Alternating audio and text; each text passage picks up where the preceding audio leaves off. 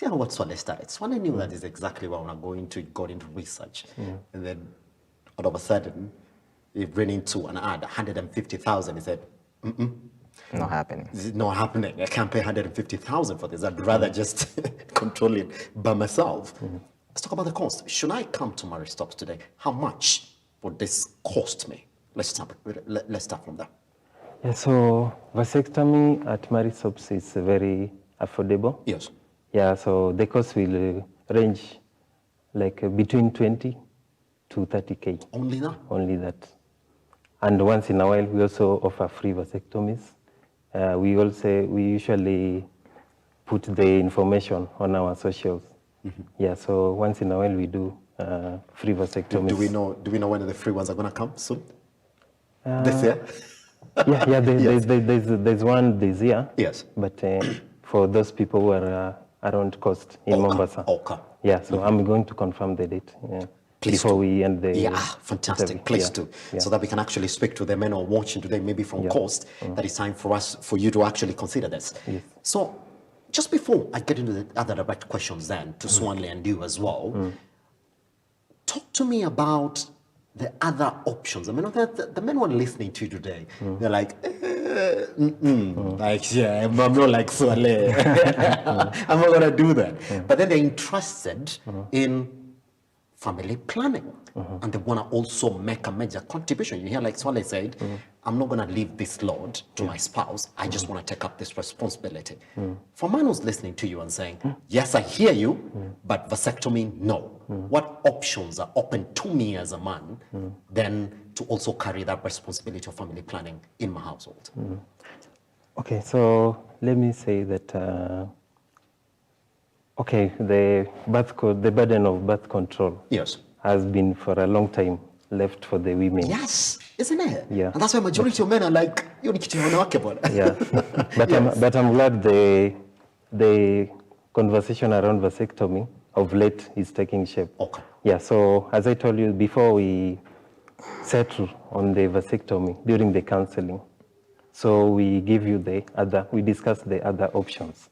So we have different methods of contraceptives that we offer as Mary Stops, and they are classified. So we have the permanent methods, permanent and non-reversible. So in permanent methods, we have the vasectomy, then we have the tubal ligation, a permanent method for women. Then we also have the long-term and reversible methods. So under long-term and reversible methods, we have the intrauterine device, what people call the coil. So intrauterine device is the one that is inserted into the uterus. We have both hormonal and non-hormonal. Yes. Yeah, so the hormonal one has progesterone. We have one that lasts for 5 years. There's one that lasts for 3 years. Then also the non-hormonal one, now the copper, the intrauterine device, which is inserted into the uterus. It's also can serve you. There's one for 5 years. There's one for 10 years. Yes. Yeah. Then also under the permanent, the long-term and reversible methods, we have the implants. So implants are the one that they inserted into under the skin on your arm. So there's one for 5 years, then there's one for 3 years called implant. And the one for 5 years is called Jadel. Yeah, so these ones can be reversed anytime, meaning you can just remove them anytime you want to. And once they are removed, your return to fertility is immediate, meaning you can conceive as soon as you want. Yeah. Then we have the short terms. So the short terms methods, these are which serve you for a shorter period. So we have the injection, the 3 months injection. So there are two. There's one called Sayana. There's one called the Depo. Yes. So these are either injected on your arm or on your butt, given after every 3 months, and it's hormonal. Then you have the daily contraceptive pills. These are the pills that are taken each and every day. Yeah, and there's also hormonal. Then you have the condoms, the female condoms, the male condoms.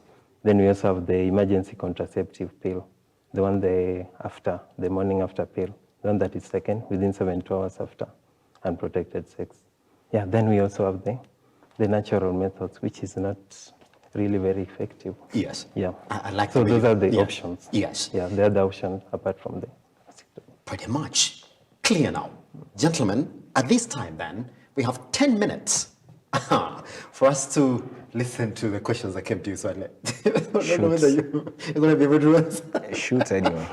But just before that, I've just been told, by the way, by my producer and director as well, that it is the 16th of February in Mombasa. In Mombasa, yes. Isn't it? Yeah. That's for any other person who's interested then to come in for the free vasectomy. Then it's going to be on 16th of February. Yeah. But just before I cross over to Swali as well, just to clear up on a point that you've touched. Yes. I mean, this drive of free vasectomy, from Maristop's perspective, Alan, why are you doing these free drives? Is it just to open up to men to these solutions that are available when it comes to birth control and family planning? Is that your long-term goal in conducting these free drives? Okay, the reason for conducting these free vasectomies is because we're just trying to do what is called partner involvement in matters birth control. Yeah, so you find that women, they have many options. So we are also trying to encourage men to help their women in matters birth control, to support them in having the options. Yeah. That's it. Yeah, so we're just encouraging partner involvement in matters contraceptives. Okay. Yeah. Fantastic. Swale. Yes, back to you. Let's talk culture then, because majority of these questions are just on culture. Yep. Good one. This is the first one that came in. I'm just gonna shoot. Shoot, dude. Men who decide on vasectomy or mekaliwa. That's what I'm gonna shoot. Okay. It's a safe, I don't know, it's a safe move for your wife not to cheat on you. No, I think that's an assumption because, okay, everybody's entitled to their opinion, but I think for you to take a decision like this, it takes a lot of time. It does. And I'm telling you, there's no way someone can push you to do something like this. With the information out there, knowing that this is permanent and it's irreversible, I don't care how kukaliwa umekaliwa, no one is going to force you to do this. I know. Hakuna vile umekaliwa ufanye hivi. There's no way. Okay? You just have to weigh your options and decide what to do. And the irony is, when it comes to, like the conversation I've had, when it comes to the information that is out there, if you talk to the average Kenyan male, women know more about vasectomy than men. I was quite surprised. Women are, but I think it's because we've left the whole to them. So they have done all the research, they have all the information. But when you talk to men, most people know about the misconceptions that are there. And I think that's what drives people to, I think, stay away from conversation as a form of birth control. Pretty much. Yes. Second one, a direct one as well. Yeah. And this is quite definite. Someone is asking, did you conduct a DNA on your kids first before making this decision? I can't say I have, but my kids are identical to me. They look just like me. So even with the conversations of there's a way women can make sure the kids look like her and you're out of the equation. I'd like to share this with the user. If you're willing to pay for the tests, I will. Please do. You'd actually be helping me out. Please do. Like the common, but then that's where the question comes. I know. But if they pay for it now, and then you realize, I know that's a valid concern. That's a very, very valid concern because maybe if you have a vasectomy, it's permanent. Yes. And then you realize that the kids that you have are not yours. Dude, that would just that's rough. It will knock you off balance. That's rough. I know that's a very valid concern. Has it ever crossed your mind? Like, not really. It has never crossed my mind. So never ever. It has never ever crossed my mind. Even when we, the media, start talking about how DNA testing kits are now quite cheap, you can get it in a house. It's never crossed your mind. It's never crossed my mind, though. It has never crossed my mind. Now it has. Back then, it never crossed my mind. I'm so sorry. No problem. I told you I'm here for the questions. No problem. Yeah. In that counseling process, do you even sometimes go like, if you're doubting that the family you have might not be necessarily yours, could you please be sure before you come here? Do you normally tell your clients that? In the counseling process, it's never really become an issue. Okay, I think that's more personal. It's a personal decision. It's a personal issue. So maybe it does not feature in the counseling sessions. So what we do in the counseling sessions, we just focus on the procedure. Yeah.